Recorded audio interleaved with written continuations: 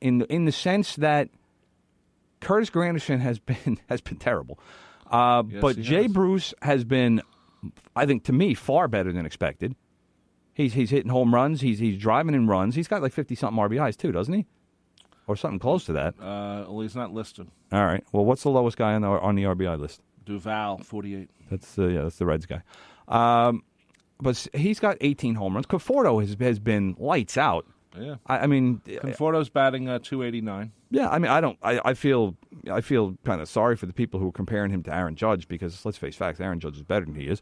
He is, but you know what? This is you have to have a Yankee to compare to a Met, so they're using Conforto. Yeah, right now. but I mean, I'm not, and I agree with that. I would agree with that. Right, but I'm not saying that to disparage Conforto in any way because Conforto's been phenomenal this year. Considering they thought of putting him down in Las Vegas. If it wasn't at the spring training, right? But if it wasn't for Aaron Judge this season, Conforto would be the New York star this year. Yeah, I agree. He's been phenomenal, and you know Cespedes. What can you do? I mean, the guy is. I don't know if the Mets are going to regret that contract or not.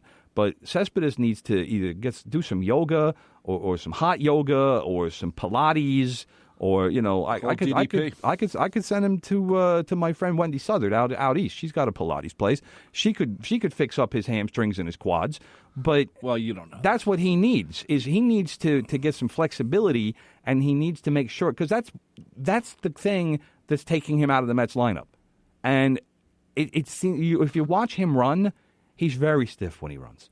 So I'm wondering, are the Mets actually doing anything to increase his flexibility? Because they desperately need to. Well, they got to start, giving him a stretching regimen. Well, who's really been disappointing a little bit? Who's that? Jose Reyes, only hitting 193. Oh, he's terrible this season. Terrible. That's why there's been so much call to bring up Ahmed Rosario, the big prospect. I know. That's the Mets' big prospect. He's I'm not sure a shortstop.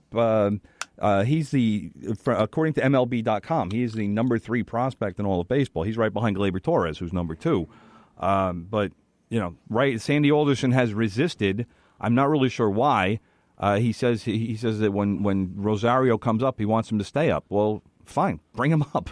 What are you losing? You're like 12 games out of first place or 11 games out of first place. Yeah. And I don't even know where they are as far as where the wild card is, but they're not even close. They're under 500. So I mean, we can't even talk seriously about that. Right. I mean, at least get to 5. It's like what I said about the Yankees last year.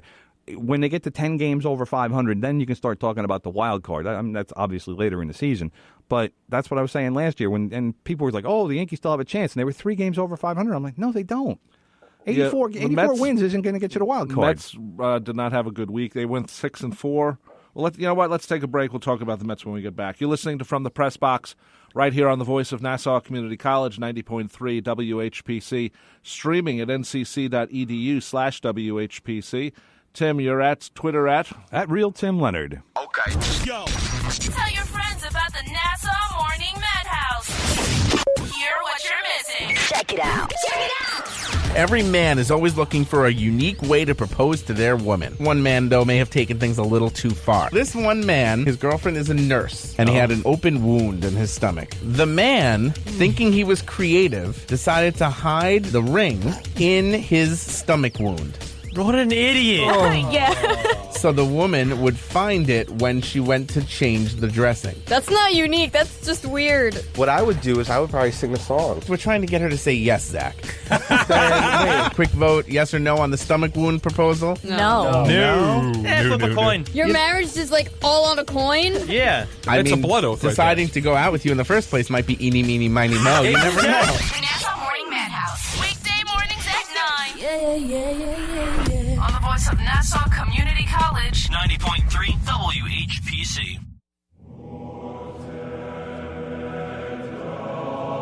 Is this really the most interesting thing on the radio right now? Not anymore.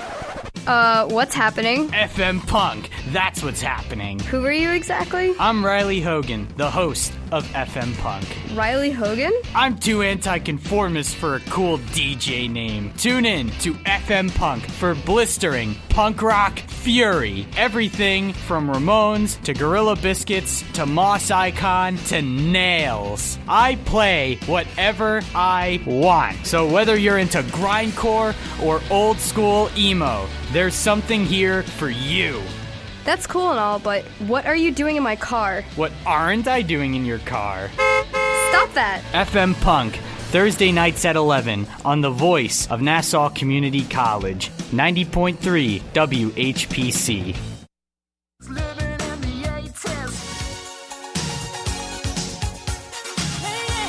Think I better dance now.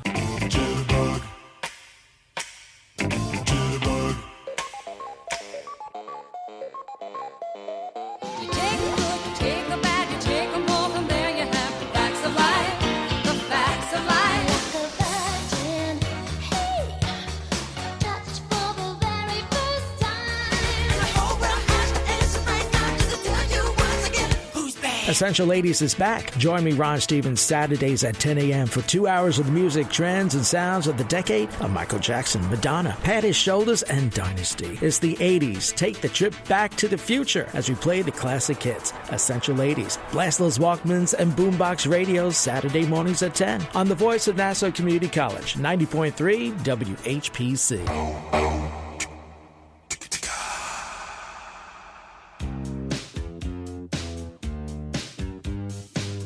Speaking of the Essential I was Ladies. going to say, this is some Essential Ladies right here. You've got From the Pressbox show right here on 90.3 WHPC, the voice of Nassau Community College. We're here every Monday, 10 a.m. to 11 a.m., part of the WHPC Sports Network, which has the home stretch on Tuesdays, 9 to 11 p.m., Thursdays with Sports Talk from 9 p.m. to 11 p.m., and Beyond the Game every Friday, 3 p.m. to 4 p.m. Lots of sports here on WHPC. Lots of sports going on. And we're talking Mets right now because if you remember last week, we sort of quoted from Christy Ackard's story in the Daily News, basically saying that this was the week that the Mets really had to. Christy is the Mets authority. Yeah, she's a beat writer for the Mets for the Daily News, and she had a great article saying basically the Mets had to step up, or whatever phrase you want to use. You love that phrase. She didn't use that phrase. Of course she didn't. Because she's a better writer than I am a speaker, I guess, right? But anyway, I'm not saying a word. I'm just quoting you. Anyway, the Mets really didn't do anything the past week. They went 6-4 the last 10 games. They were humbled by the Nationals. The Nationals, even though the Nationals are really far ahead of them, this is the week where they could have, maybe should have slowed them down a little bit. They needed to step up. Well, I agree. I hear that all the time, brother. It's not just me. No, you say it all the time. No, it's not just me. It's other professionals in the world. Here's the problem. All right. So this was a series where the Mets could have done some damage, and they could have. They could have. I mean, when you're 11 games down or 12 games, whatever the Mets are today, I think it's 11 right now. But when you're that far away from the team that you're chasing, 10.5. All right, but when you're that far away from the team that you're chasing, you need, not want, not kind of, sort of, you need to win at least 3 of those 4 games. And instead, I agree. The Nationals won 3 of the 4 games and actually won the first 3 games and had the chance to sweep yesterday, except that Jacob deGrom was dominating yesterday. I watched about 5 innings of that game. And hit a home run. I missed the home run. But deGrom was lights out yesterday. Nobody was touching him. The last batter he faced was Bryce Harper in the 8th inning and blew him away with a fastball. Beautiful fastball. Tailing out like top corner of the strike zone, and Harper just waved at it. He looked silly. And when you make Bryce Harper look silly, especially with the season that Bryce Harper is having, right. And that's in the 8th inning on the last pitch that he threw, like 112th pitch or whatever it was, made Bryce Harper look pathetic. I liked it. So Jacob deGrom, but that's the problem. And the problem, again, for the Mets comes back to injuries. Because you're looking at... Is there like a curse on... Was there like some burial ground or something that was there that they upset? Or should they bring in like some priests and some extra smoke or something? I don't know. Or Well, the Post Get some a holy few water. weeks ago had the headline, and I still have this copy of the paper. That the back page says, "Why does God hate the Mets?" Yeah, I mean, which was well, brilliant. that's the way I feel. All sometimes. credit to the Post on that one. Why do they keep getting hurt? I mean, is there someone not stretching? Is there a strength coach that's not doing his job? It's all different injuries, so you can't say. I know, it's not all the same. Matt Harvey just went down with a shoulder, and it's something to do with a scapula. How do you train to prevent that injury? I don't know. Juan Lagares fractured his thumb diving for a ball in center field. That happens fairly frequently to outfielders. If you dive, sometimes you'll roll your thumb up underneath you when you dive, and yeah, it cracks. That's what happens. But the injuries that they're getting, Neil Walker with a hamstring this week.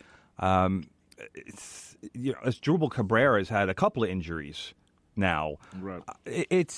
David Wright obviously is pretty much done for the career as far as I'm concerned. But he's a guy that's and Syndergaard as well is they're not even talking about him being close. So they were hoping about getting him back after the All-Star game, but he hasn't even started to throw yet. And the All-Star game is in a month. Gotten into that quietness that they did about a couple of their people getting. Well, you know what? I don't mind the Mets not commenting on Syndergaard if there's nothing new. If he's not throwing a ball yet, he's at least 3 weeks away, minimum, and that 3 weeks is when he starts to throw. Right. So you have to at least get him to the position where, okay, he's doing long tosses or he's doing stuff to build his arm up or whatever. Then it's going to be at least 2 rehab starts, if not 3. I mean, it's almost like he's got to go through spring training again. It's basically what it is. Sure, because he hasn't touched the ball in a while. So that's what you're looking at.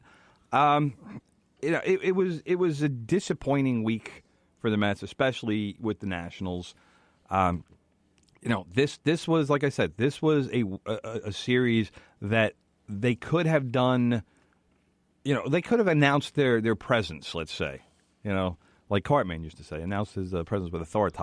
I'm here, respect my authority. But I mean, I don't want to say they rolled over, but the Nationals just showed they're a better team. Yeah, and the Mets right now are the pitching that they're throwing out there hasn't been very good.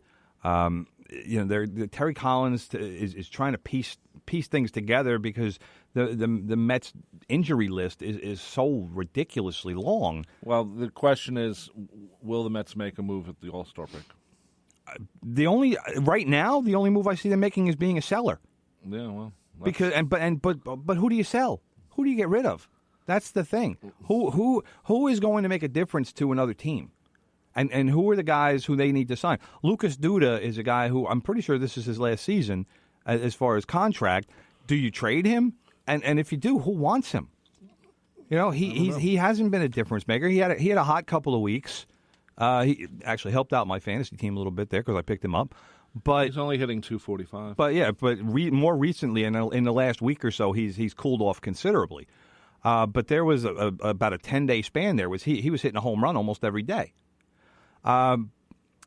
Walker is a guy who what do you do with him? He's on a 1-year deal. He signed the free agent exception or whatever they call it. But he's on a 1-year deal for $17 million. Did they trade him? I mean, he could help a team. He's a guy that I think, depending on which team it is, that somebody would look at him and say, all right, he could give us something. Sure. But the Mets. What do you get back for it? That's the question. But yeah, you're talking about getting prospects back because the Mets are not a deep farm system in any way at all. Like I said, Rosario is I think their only top 100 player as far as the MLB.com rankings go. Right. But the Mets do need to build up their system a little bit. Conforto is obviously a piece for the future, so that he's not going anywhere. They would probably trade Jay Bruce, and they could probably get something for Jay Bruce. But there's for somebody like that, that's a guy who would bring something back. I don't know what, but something. But you could probably get at least one decent prospect for him. That's what the Mets need to do at this point. But are the Mets going to get big time prospects for any of their players? Absolutely not. Because Cespedes isn't going to be traded. Nobody's going to take on his contract. Conforto, obviously teams would love to have him, but the Mets would be stupid to trade him. So now what's left? Jose Reyes? Who wants him? Nobody. Cabrera? I mean, maybe he brings back a medium prospect, but again, I mean, there's not a lot there that excites anybody except for their pitchers. And their pitchers are all controllable, so you don't want to trade those guys. Unless the Mets want to make some kind of big splash. But, you're not going to trade